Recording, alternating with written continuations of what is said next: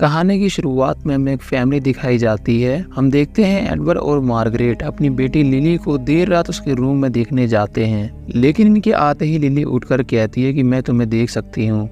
इसके बाद हमें एक लड़की दिखाई जाती है जिसका नाम एमिली है, जो कि चाइल्ड सर्विसेज के लिए काम करती है। यानी कि छोटे बच्चे अगर उनके पेरेंट्स द्वारा सताए जा रहे होते हैं तो ये संगठन उस पर कार्रवाई करता है। आगे हम जान पाते हैं कि एमिली पूरे टाइम में काम करती रहती है और उसका एक बॉयफ्रेंड भी है जिसका नाम डगलस है, जो कि बच्चों का साइकाइट्रिस्ट है।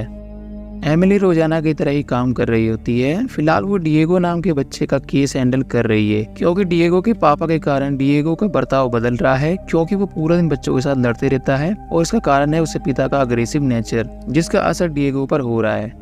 खैर, इसके बाद एमिली का कलीग वेन उसे एक नया केस लाके देता है, जो किसी और का नहीं बल्कि उसी लड़की का है जिसका नाम लिली है। एमिली इसके बाद इस फैमिली से मिलने जाती है और वो मार्गरेट एडवर्ड से मिलती है, पर वो नोटिस करती है कि ये लोग कुछ ज्यादा ही अजीब है। एडवर्ड तो सीधे मुंह उससे बात भी नहीं कर रहा होता है।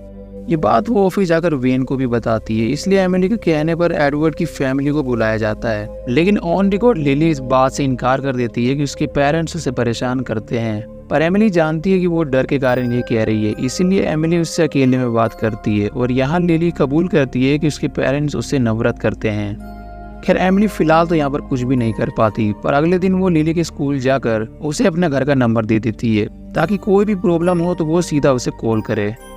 और हम देखते हैं कि देर रात एमिली को एक कॉल आता है जो कि लिली ने ही किया होता है और वो काफी डरी होती है। वो कह रही होती है कि उसके पेरेंट्स उसे मारने वाले हैं। ये सुन एमिली तुरंत ही लिली को बचाने के लिए निकलती है, साथ ही वो पुलिस ऑफिसर माइक को भी बुलाती है। वही हम देखते हैं कि एडवर्ड और मार्गरेट लिली को ओवन में जलाकर मारने की कोशिश करते हैं, पर सही समय पर माइक और एमिली यहाँ पहुंचकर उसे बचा लेते हैं। एडवर्ड और मार्गरेट को गिरफ्तार कर लिया जाता है और लिली को अनाथालय डाल दिया जाता है ताकि उसे कोई अडॉप्ट कर सके। पर लिली एमिली के साथ ही रहना चाहती है। हालांकि एमिली भी लिली को रखना चाहती है, पर वो कहती है कि ये मुमकिन नहीं है। लेकिन हम देखते हैं कि एमिली पूरी कोशिश करती है लिली को अपने पास रखने की, और वो अपने हेड ऑफिसर्स को बताती है कि जब तक उसकी कस्टडी कोई और पेरेंट्स नहीं लेता तब तक वो मेरे पास रह सकती है। इसके लिए ये सब भी मान जाते हैं। अब अगले दिन वो लिली के घर जाती है ताकि उसे कुछ पुराने सामान को ले सके, पर यहाँ वो नोटिस करती है कि एडवर्ड और मार्गरेट के रूम के बाहर बैरिकेडिंग होती है। इसे देख ऐसा लगता है कि जैसे वो खुद को किसी चीज से बचा रहे थे। ये बात वो डगलस को भी बताती है, पर वो उस पर खास ध्यान नहीं देता। अगले दिन एमिली को पता चलता है कि डिएगो ने अपने पेरेंट्स को देर रात नींद में लोहे की रोड से मारकर मार दिया। इस बात पर यकीन करना थोड़ा मुश्किल होता है, क्योंकि इतना छोटा बच्चा ऐसा कैसे कर सकता है। इसलिए एमिली उसे मिलती है और हम देखते हैं कि डिएगो को काफी पछतावा होता है जो भी उसने किया है। पर अगले दिन माइक एमिली को बताता है कि मर्डर से पहले डिएगो के घर एक कॉल किया गया था और ये कॉल आया था खुद एमिली के घर से। ये सुन एमिली चौंक जाती है, क्योंकि उसने तो कॉल किया ही नहीं था। इसलिए माइक का शक सीधा लिली पर जाता है। ये दोनों लिली से भी पूछते हैं इस बारे में, पर लिली कहती है कि उसने कॉल नहीं किया। पर माइक लिली के हाव भाव से समझ जाता है कि वो झूठ बोल रही है, और ये बात वो एमिली को भी बताता है। लेकिन एमिली फिर भी लिली पर ही भरोसा करती है। फिर भी कंफर्मेशन के लिए अगले दिन वो डिएगो से जाके पूछती है, पर उस कॉल की बात सुन डिएगो को अटैक आ जाता है, पर वो ठीक होता है। और उससे फिर एमिली पूछती है तो डिएगो बताता है कि हाँ, उसे लिली का कॉल आया था, पर उसकी आवाज किसी आदमी की तरह थी। अब यहाँ एमिली को लिली पर शक होने लगता है। खैर, एमिली लिली के ऑफिस में होती है। हम देखते हैं कि डगलस लिली का टेस्ट लेने आता है ताकि उसकी मेंटल कंडीशन का पता लगा सके, पर हम देख पाते हैं कि अपनी उम्र के हिसाब से लिली काफी मैच्योर होती है। दरअसल डगलस लिली से उसके डर के बारे में पूछता है कि वो किससे डरती है, पर लिली कहती है कि वो बता देगी अगर डगलस अपने डर के बारे में बताए। अब डगलस बता देता है कि उसे हॉर्नेट से डर लगता है, और ये जानने के बाद लिली बताती है कि उसे किससे डर लगता है, जो कि वो खुद ही है। लेकिन इसके बाद भी वो कुछ ऐसी बातें करती हैं जिससे डगलस डर जाता है, और ये बात वो एमिली को भी बताता है। वो कहता है कि ऐसा लगता है जैसे वो मुझे धमका रही हो। डगलस का डरा चेहरा देख एमिली को पूरी तरह कंफर्म हो जाता है कि लिली के साथ कुछ ना कुछ गड़बड़ है, और इसके बाद से उसका बिहेवियर लिली के प्रति चेंज हो जाता है, जिससे लिली को लगता है कि ये सब डगलस के कारण ही हुआ है। अब देर रात हमें डगलस दिखाया जाता है। डगलस कॉल उठाता है, पर हमें सुनाई नहीं देता कि वो क्या बात करता है। वो बस कहता है कि क्या उधर लिली है, और वो फोन रख देता है। लेकिन इसके बाद शुरू होता है डगलस का नाइटमेयर। हम देखते हैं कि डगलस के शरीर में से हॉर्नेट्स निकलने लगती है जो किसी हॉरर सीन जैसा होता है, जिससे डगलस बुरी तरह डर जाता है और डर के कारण ही वो कुछ ऐसी चीजें कर देता है जिससे उसकी मौत हो जाती है। डगलस की मौत से एमिली टूट जाती है और अब वो लिली से नफरत करने लगती है। वो माइक को बताती है कि शायद डगलस की मौत में लिली का हाथ है, लेकिन माइक उस पर भरोसा नहीं करता क्योंकि उनके पास अभी कोई प्रूफ नहीं है। और कॉल रिकॉर्ड भी यही बताते हैं कि एमिली के घर से कोई कॉल नहीं की गई है। वो उसे एडवर्ड के घर में बैरिकेडिंग के बारे में भी बताती है। इसे देख लगता है कि जैसे ये दोनों किसी से बचने की कोशिश कर रहे थे और वो कोई और नहीं बल्कि लिली ही होगी। खैर माइक तो एमिली का साथ नहीं देता, इसलिए लिली के बारे में जानने के लिए वो मार्गरेट का एक कन्फेशन वीडियो देखती है। इसमें मार्गरेट अपनी बेटी को एक डेविल बताती है। वो कहती है कि जब से लिली पैदा हुई है उसके बाद से ही उनके करीबियों की मौत होने लगी। इसे देख हम समझ जाते हैं कि यही चीज अब एमिली के साथ भी हो रही है, पहले डिएगो फिर डगलस।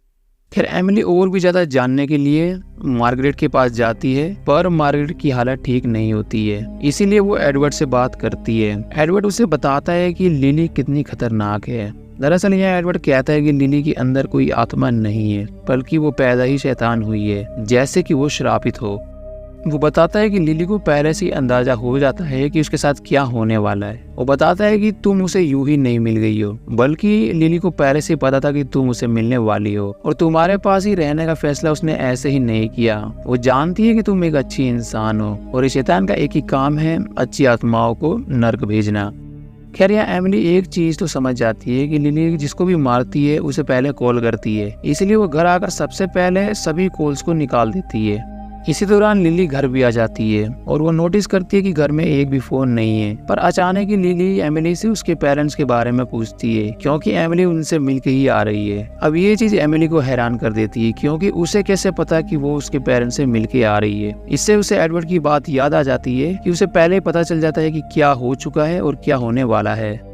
अब नेक्स्ट डे लिली और उसके जैसे बच्चों की थेरेपी चल रही होती है। इस दौरान लिली एक बच्चे के पास जाकर उसके कान में कुछ कहने लगती है। ये देख एमिली समझ जाती है कि कुछ न कुछ गड़बड़ होने वाली है, इसलिए वो तुरंत ही उसके पास जाकर उसे यहाँ से ले जाने लगती है। पर उसका तरीका देख थेरेपिस्ट एमिली को डांटने लगती है और ये सीन देख ऐसा लगता है कि जैसे एमिली खराब हो और लिली कितनी अच्छी हो। खैर इसके बाद जब ये दोनों लिफ्ट में होते हैं, उस दौरान लिली उसे अपनी पावर दिखाती है और वो उसे एक हेलुसिनेशन दिखाती है जिसमें लिफ्ट टूट गई है और ये दोनों मरने वाले हैं, पर ऐसा कुछ भी नहीं होता। इससे हमें पता चलता है कि लिली अपने विक्टिम्स को कैसे मारती है। दरअसल वो उन्हें हेलुसिनेशन दिखाती है जिसके डर से ही वो खुद ही मर जाते हैं, जैसे डगलस को हॉर्नेट से लगता था। अब ये चीज कंफर्म होने पर ये बात वो माइक को बताती है, पर माइक उसकी इस डेविल वाली बात पर यकीन नहीं करता। अब इन चीजों से एमिली मेंटली काफी डिस्टर्ब हो जाती है। कहाँ शांत स्वभाव की एमिली अब गुस्से में रहने लगती है, इसलिए वेन उसे घर जाने के लिए कहता है, क्योंकि एमिली पूरे टाइम ऑफिस में ही रहती है और इसका कारण है लिली। वो लिली के डर के कारण ही घर पर नहीं जाती। अब इसी दौरान वेन को किसी का कॉल आता है, जिसे वो एमिली को दे देता है, ये कहकर कि ये तुम्हारा कॉल है, और कॉल पर कोई और नहीं बल्कि लिली होती है। पर जब एमिली को पता चलता है कि ये लिली है, वो फोन तुरंत ही रख देती है। पर यह भी हेलुसिनेशन होता है। दरअसल यहाँ पर कोई भी नहीं होता, क्योंकि पूरा ऑफिस तो खाली है। अब क्योंकि देर रात हो चुकी है, इसलिए एमिली को घर जाना पड़ता है, लेकिन घर पहुंचकर वो लिली से बात नहीं करती और सीधा अपने रूम में चली जाती है और दरवाजा लॉक कर लेती है। ये हरकत लिली को पसंद नहीं आती, इसलिए लिली शैतान का रूप लेकर एमिली को डराने लगती है, पर यह भी उसका एक हेलुसिनेशन होता है जो वो उसे दिखाती है। एमिली डर के कारण यहाँ से गाड़ी लेकर जाने लगती है, पर उस लिली उसमें पहले से ही मौजूद होती है और यहाँ वो एमिली को धमकाती है कि वो उसके साथ पेरेंट्स की तरह व्यवहार करे, नहीं तो उसका भी वही हाल होगा जो बाकियों का होता है। यहाँ डरी एमिली उसकी बात मान जाती है, पर अगले दिन उसे एक अच्छी खबर मिलती है। दरअसल लिली के लिए एक फैमिली मिल गई है। पर जब ये बात वो एडवर्ड को बताती है तो वो बिल्कुल भी खुश नहीं होता, क्योंकि वो कहता है कि अगर वो उन फैमिली के पास गई तो वो वही करेगी जो मेरे साथ हुआ है, जो तुम्हारे साथ हो रहा है और उनके साथ भी होगा। इसलिए यहाँ पर एडवर्ड कहता है कि तुम्हें लिली को मारना होगा, जो कि काफी मुश्किल काम है। इसलिए वो बताता है कि अगर तुम उससे नहीं डरोगी तो वो तुम्हें नहीं मार पाएगी। अब इसके बाद वो सीधा घर पर आती है और वो देखती है कि लिली अपनी पेरेंट्स की वीडियो देख रही होती है। दरअसल उसे पता चल गया कि एमिली उनसे मिलकर आती है, इसलिए वो एडवर्ड और मार्गरेट को मार देती है। यहाँ हम समझ पाते हैं कि लिली को सिर्फ फोन की जरूरत नहीं है, वो किसी इंसान की फोटो या वीडियो देखकर भी उसे मार सकती है। जब एमिली को पता चलता है कि एडवर्ड मारा गया तो ये बात वो जाकर सीधा माइक को बताती है। पर इस बार माइक उस पर भरोसा कर लेता है क्योंकि उसे एक कॉल रिकॉर्डिंग मिली है जिसे वो एमिली को भी सुनाता है। ये रिकॉर्डिंग तब की होती है जब लिली ने डगलस को कॉल किया था। अब क्योंकि माइक को भी पता चल गया है कि लिली क्या है, इसलिए दोनों फैसला करते हैं कि वो उसे मार देंगे। इसलिए माइक चला जाता है कुछ वेपन्स लेने और एमिली नींद की गोलियां ले लेती है क्योंकि एडवर्ड ने उसे बताया था कि लिली को नींद में ही मारा जा सकता है। अब एमिली दवा लेके सीधा घर पर आती है। वो देखती है कि घर में कई सारे फोटो होती हैं जिनमें डिएगो डगलस की फोटो भी होती है। साथ ही हम माइक की भी फोटो देख पाते हैं। अब माइक की फोटो देख हम समझ जाते हैं कि अब उसकी बारी आ चुकी है क्योंकि माइक जब पार्किंग में होता है तभी ये कुत्ता उसे फॉलो करने लगता है। और मैं आपको बता दूं कि माइक को कुत्तों से बहुत डर लगता है। माइक घबराकर सीधा अपनी कार में पहुंच जाता है, लेकिन उस कार में पहले से ही वो कुत्ता मौजूद होता है जो माइक की गर्दन को काटने लगता है। अब इससे बचने के लिए माइक उस पर गोली चलाता है, पर वो गोली कुत्ते के बजाय खुद को लग जाती है क्योंकि असल में वो कुत्ता वहाँ पर है ही नहीं, क्योंकि ये तो बस उसका हेलुसिनेशन था। माइक की मौत से एमिली आग बबूला हो जाती है और वो लिली पर चिल्लाने लगती है जो कि लिली को बिल्कुल भी पसंद नहीं आता। और यहाँ हम लिली के अंदर एक शैतानी रूप देखते हैं। इससे डर एमिली अपने रूम में छुप जाती है, पर लिली दरवाजा तोड़कर अंदर चली आती है और उसे फिर से धमकाती है कि अगर उसके साथ उसने पेरेंट्स की तरह व्यवहार नहीं किया तो उसके साथ क्या होगा।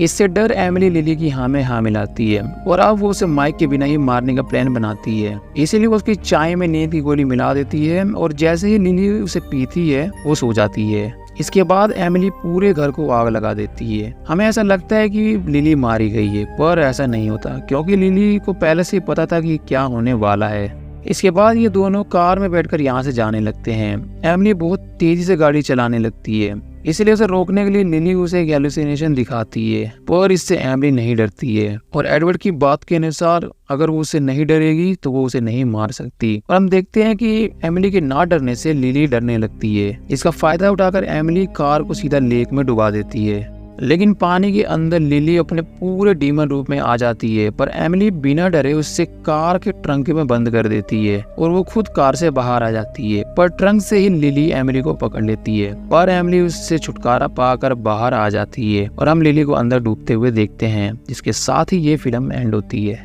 तो दोस्तों ये थी केस 39 की कहानी और अब मैं आपको बताता हूँ इसकी एक ऑल्टरनेटिव एंडिंग।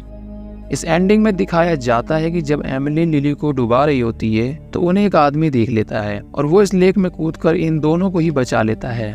इसके बाद पुलिस एमिली को अरेस्ट कर लेती है क्योंकि उस पर अटेम्प्ट टू मर्डर का केस लगता है। इसके बाद एमिली को असाइलम भेज दिया जाता है क्योंकि पुलिस के अनुसार उसकी दिमागी हालत ठीक नहीं थी।